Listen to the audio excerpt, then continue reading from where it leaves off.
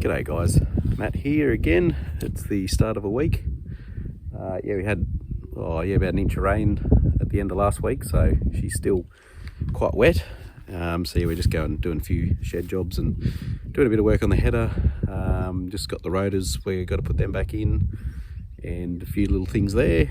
And yeah, I think Brad's going to do a bit of work on the rock picker here. I use tines to scoop the rocks up, and so they're just like a S-type tine, and so a couple of them need replacing. So he's going to do that, and a couple other bits and bobs. Well, we are halfway down the hill here, just on the side of the shed and that. There's a pipe that runs through here. So yeah, I've just got to find the leak here somewhere. I think if I just walk around here for a bit, I should find it, I reckon.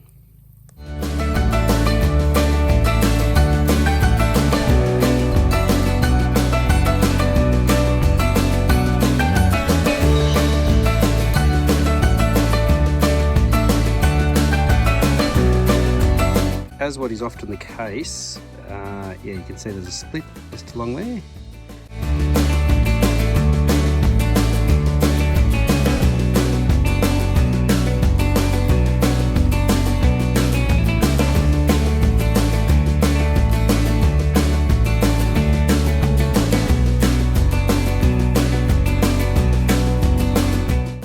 Righto, the water is on. No leaks. That's one job done. Well, Brad's off for a bit of a crop inspection. So there's nothing quite like seeing it with your own eyes up there. I've got a short video, I think it was one of the earlier videos I put on YouTube of just a few shots of the aeroshoot going. There's no talking or anything, but might be of interest to some. I'll put a link in the description. Yeah, so we're at the head area again. So yeah, these are some of the bits that we've pulled out. So these are the top hats. You can see a big hole there that the previous owners had put a plate over, but that still meant you'd get straw and that grabbing on there, on that sharp edge there, and then balling up, and yeah, it wasn't flowing through very well. So we've got that. These are some other on the side of the rotor. That's where these ones go here. So you can see another hole there. So yeah, thankfully all these panels you can replace. So that's basically means we don't have to scrap the whole header. So yeah, in here you can see that's where the plate goes. One of the plates go there. I've got the new top hats in, and then these long panels here go the whole way through, so they're in as well. Your concaves and that are all replaceable obviously, but we replaced them last year. And these are real thick. That's all cast here. This is all cast, and yeah, it's all thick there. So it's the rest of it should be fine. You don't get a lot of wearing in the back half of the rotor. It's the front bits where all the hard stuff happens.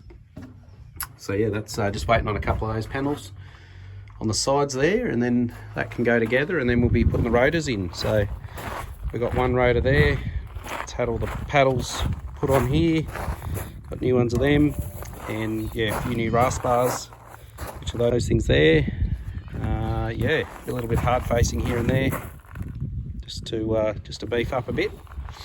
I wasn't here for a couple of days, but Brad had been balancing these and working on these, so we just got the old bearings from the rotor on a stand on each end. So yeah, you can just move it a little bit, and you can see it's fairly well balanced. If they're not balanced, you get a fair bit of a shake up. So just try and balance it as best we can.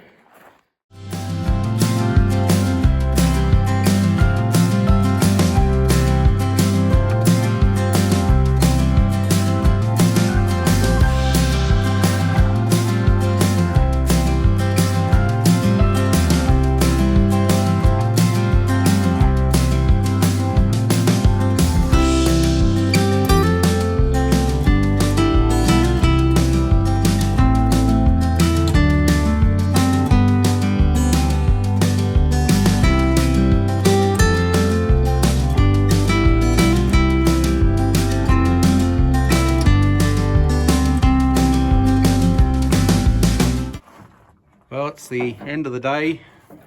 We got the rotors in here. One of them took a little bit of time. But yeah, the second one went straight in, so yeah, it was very nice.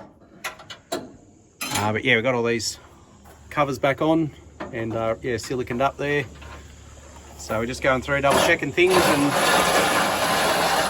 bolting down the top hats, and yeah, should be pretty good. Finally starting to dry out here. We're at the development block. A bit of water and moisture laying around, but yeah, out in the paddock it's fairly good. And yeah, we're just trying to get onto some spraying. So here with the grasshopper, and I'm going to be on that probably for the next 2.5 days, maybe 3 days. Yeah, it's just a bit fiddly. Well, we're having some fun and games here. I guess this sort of thing is what happens when you're trying to get onto the paddock early because it keeps raining. But yeah, kind of bogged the old girl. So, struggles with a bit of horsepower, this thing. If it had enough power for all 4 wheels to be spinning, she'd pull herself out. But yeah, it's just a bit of a divot here that was filled in with the dozer. And yeah, it just obviously soft. It's just been raining every week, so she's soaked right through and quite wet. So yep, this is what it's about. There we go, we got the old Versatile to the rescue.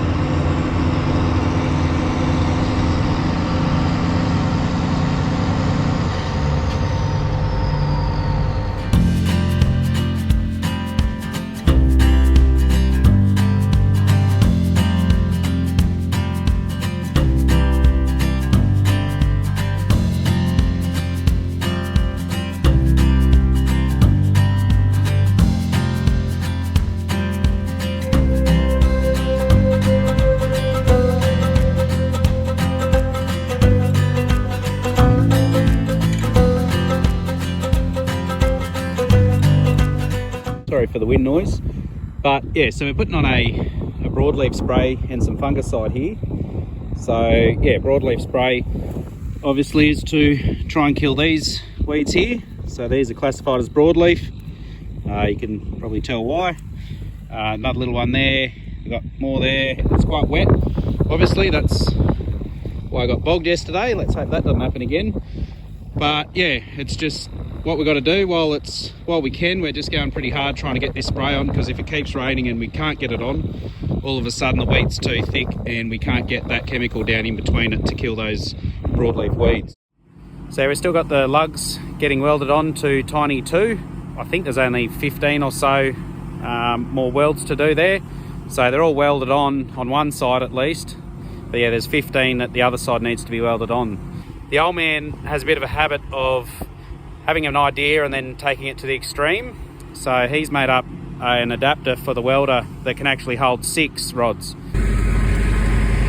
Yeah, so this is the contraption, the old man's idea. And yeah, I think a tap broke for that one, so we can't have the 6 rods in it. But yeah, using just the 5 rods, it's actually going really well. So I was only sort of thinking we might use 3 at a time. But yeah, we're running it at about 450 amps, I think. So this welder here will go up to 500. We've got the generator there running it. You just clamp this here in the tong type handpiece, and yeah, then just go along. Yeah, so Brad, what do you think of Dad's invention? Yeah, she's a bit wild. Bit wild? It does seem to do the job. So you're running 5 there. So 5 of them, and then so you're running the 2 rods at once for the first pass, so your root pass. Yeah, I run 3.2s, 2 of them at once in the root pass, and then that's probably using about 12, 15 rods, and then I'm finishing off with the 16s with this setup. They're a 4mm rod, so yeah, we're doing about three lots. So yeah, what's that, about 15 rods for the the finish. Yeah, so it's actually nice and fat weld, isn't it? It's filled it up well and It's truly. filled it up good, and then I just got a setting up now just to do the vertical ups. So I'm a bit of a rookie on that. So yeah, just try and finish it off. Oh, no, it's looking good. Yeah, so Brad was using it and yeah, did quite a good job, as you saw before. But we're just going to get Peter here to have a bit of a try and experiment, just a bit different current, and yeah, just see what works and what doesn't.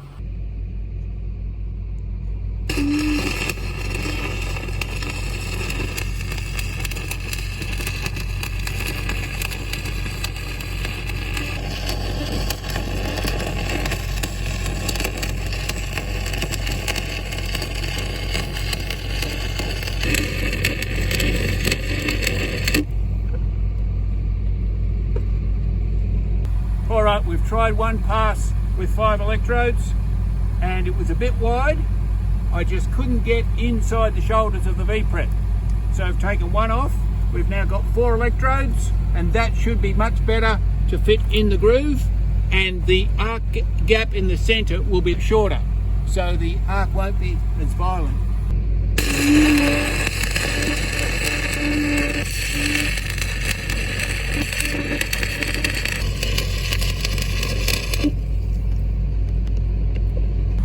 Right, we've done a pass now with 4 electrodes. We took the 5th one out. Now, after the first 40 mil, I was able to get down, and you can see that's much more controlled. So we're still on 410 amps. We've found as we increase the number of electrodes, we don't keep the same current per electrode. They seem to work together and we're able to operate with far less current per electrode for the total amps. This is 410 amps for 4 mil, and each one would normally take 160, 170 amps. So it doesn't add up as just a natural sum. So it's working well. We've got penetration right to the toes. That's good wetting at the toes, and it's certainly penetrated the previous pass. So we've got interpass penetration, which is so important. And the slag is chipped off clean. There's no porosity. If you have too much current in something like this, the weld pool is still molten when the slag has done its job of protecting it from the atmosphere. Therefore, the atmosphere will react with the molten weld pool and contaminate it. That's when you get porosity. Here you can see the underside of the low hydrogen flux. That is where all the porosity is, and the weld itself is pure. You get porosity in the weld and it's a fail weld, it's going to crack. It's got no strength, so it's got to be gouged out and redone. This is sound. Yeah, so it's just a bit rainy outside, just a bit of drizzle and that, so we had to just back it into the shed here. I didn't intend for this to be a welding channel, but yeah, we're all just having a bit of fun experimenting. Well, so we have a bit of a progression here. We've got the modified handpiece that Brad was fiddling around with. So it's got a double pivot there, so it can hold 2 rods in there and still have good contact on both, so one's not falling out. So we got that idea from Peter, our welding man, and yeah, so we had a go at that. And then, like I said before, the old man couldn't help himself and was fiddling around with this just as a proof of concept. So he made this up on the mill, and yeah, we were welding with 5, and yeah, found that was a bit too wide, so I ended up just going to 4. And then he was fiddling around again and made up this, which can hold 7. So we might try that in a little bit just to see how it goes. These are all bunched up a bit closer. The mill actually stopped working, so I had to finish it off with an angle grinder, but yeah, it's just sort of a proof of concept thing. So yeah, that's 7. So we'll see how that goes. You need bigger sheds around when you got D11s, because it will fit in here, but we need to lift it up to rotate the tracks. So obviously if we tried to lift it up in the shed, yeah, it would hit the shed. I think this is the only D11 around with the pull-out awning attachment. So yeah, just trying to stop a bit of the drizzle coming in where we're working. A few people were asking whether the lugs were being preheated before welding. Yes, they have been. So we're just going to try it with the 7 now. We're not sure what amperage it'll need, but that's what we're here experimenting with.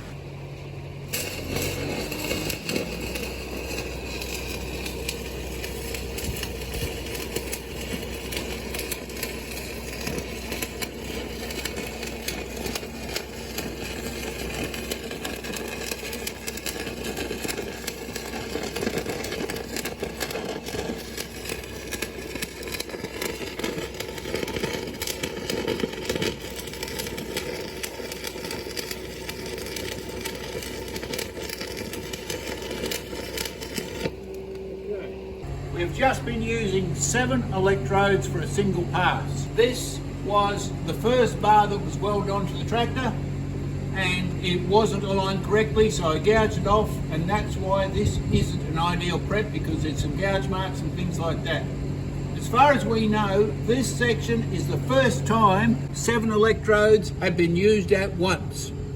So it's nice pen up the toes, and it's a strong weld. 32mm wide. So in a single pass, there's a lot of heat going in. I'm on 525 amps. It's a 580 Lincoln, so I've got plenty of reserve. This is the 1297 bar we're using. So we're filling a 1/2 inch by 1/2 inch gap. 13 by 13 is the width of that V. And we filled in 2 passes. 3 electrodes for the root pass and 7 for the cap run. There's good wash at the toes. It is very even, so we know the toes are fine. There's not excessive heat, there's not much spatter, so we've got about the right heat with 525 amps and 7 electrodes. The current per electrode goes down the more you stack up. I've never welded this much at once because I've never had the multiple electrode head. There's lots of possibilities. It needs to be flat. The weld pool is large and molten, so it will sag if it's not flat. It's got so much heat it takes time to set. But the flux is still doing its job. There's not porosity. We haven't exhausted the value of the flux in this big weld pool because they're all combining together, and it's worked well. As always, if you haven't already, just hit the like and subscribe if you enjoy the videos, and yeah, we'll catch you in the next one.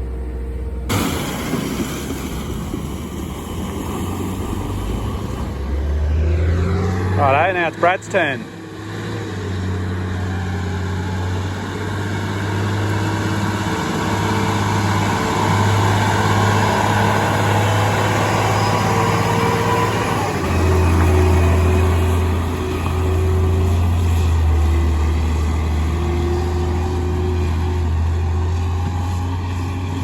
Oh, he's got a tank slapper.